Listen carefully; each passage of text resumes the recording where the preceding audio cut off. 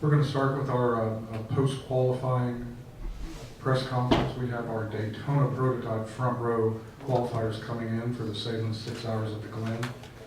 First, we're pleased to be joined by the number 2 qualifier, co-driver number 90, Spirit of Daytona Racing, Corvette DP, Antonio Garcia. He'll co-drive this weekend with Richard Westbrook and Oliver Glen. Antonio, tell us about that run today. Looks like you were going to get the top spot, and then Scott got by you late.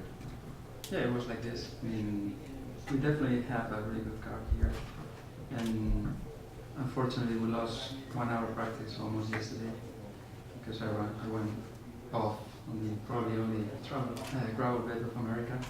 But other than that, the car runs pretty good. I think I did a couple of laps pretty good, consistent. I was in P1 at that point by 2/10, so decided to cool down 1 lap, and then I went for it. And obviously I wasn't really on my best lap. I probably could have gone for another one.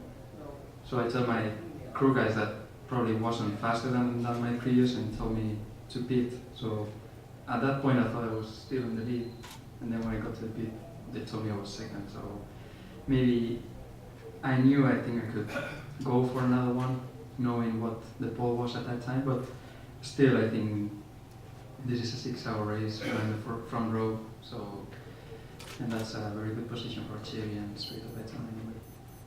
All right, we're joined now by our pole sitter, co-driver number 01, Telmex BMW Raleigh for Chip Ganassi Racing, Scott Pruett. First pole since this event in 2010.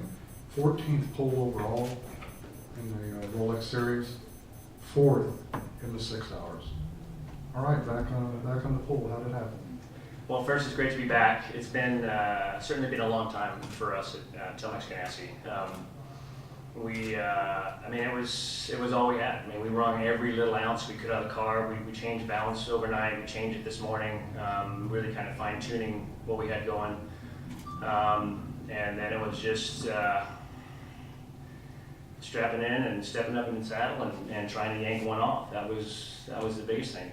The balance was good. Like I said, the Telmex BMW ran strong, had a good balance, so we were able to just roll a lot of speed to the turn. All right, we'll take questions for our front row qualifiers. Have a question, raise your hand. Give us your name and affiliation, please. Go ahead, Chris. For both, were you surprised at the margin that you got to pull by and that he got to pull by? Almost 3/10. I was shocked we got the pole, actually. I knew we'd run strong, but it's been a long time since we've been able to achieve that, and so we figured top 3 would be realistic. We've been kind of running top 4. I felt like yank one off, put us in the top 3. So for us personally, at Ganassi, it was a huge achievement for us today. Antonio, were you surprised at just the margin that he got you by? No, I was surprised when I was speeding, and then is when they told me he got me. So it's like, whoa, I wasn't expecting that, because they were a little bit late by telling me. But anyhow, I think maybe, I mean, this kind of track, they have very, very long corners, so maybe you just hit it right. 3/10 is doable. I believe on his first attempt, I was those almost 3/10 ahead of him, and then he really made a really good lap, probably half a second faster for out of his second best. So I'm sure here, if you just nail everything on the perfect spot, maybe, I mean, I'm sure it's doable, but at the end I'm still happy for Chevy and Spirit. We are in the first row, we are competitive. I think for longer runs we are competitive also, so that's where we need to focus, I think. More questions right back there.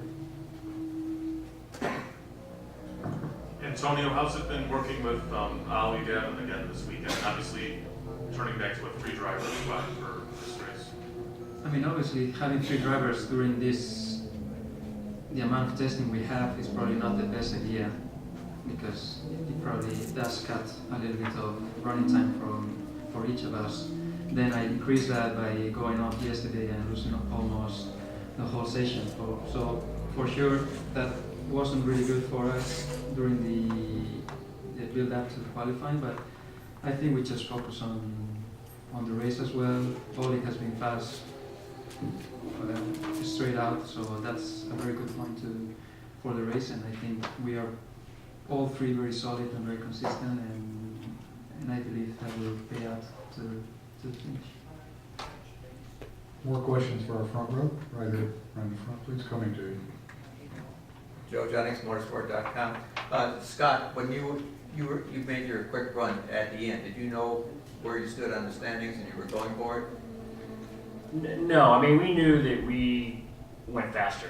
Now, with us going faster, we're sure that other cars went faster too. So until everybody went under the checkered flag, we weren't sure that it was over. I mean, I've been in too many races where, you know, you start thinking, wow, we got the pole, and then the last lap, the checkered flag lap, you see, you know, you drop. You can usually drop down second, third, fourth. So we were, like I said, we were pleased that we were able to maintain that.